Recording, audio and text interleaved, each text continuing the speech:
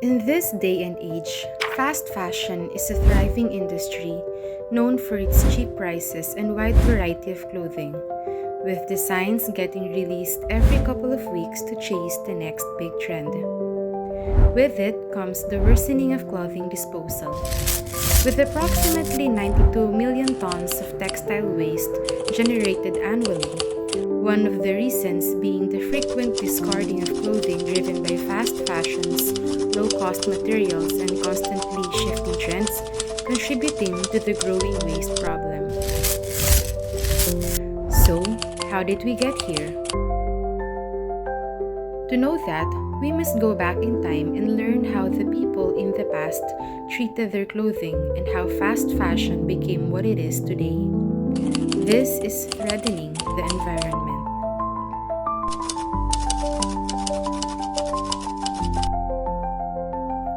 To start, what is fast fashion and how did it come to be? To answer the question, fast fashion's roots can be traced back to the 1960s with the emergence of self-expression within the younger people of that time.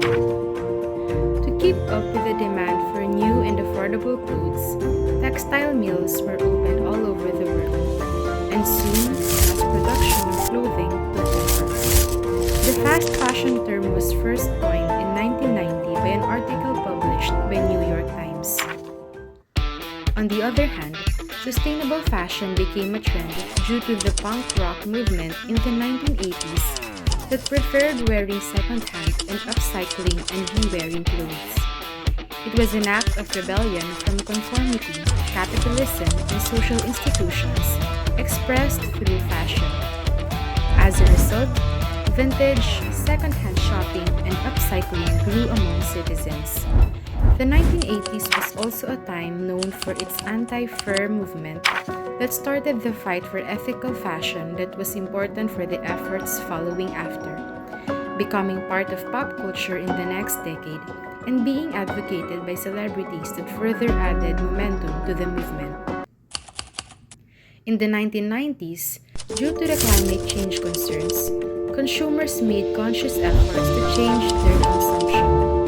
People also started to advocate for worker rights and against the use of child labor in sweatshops.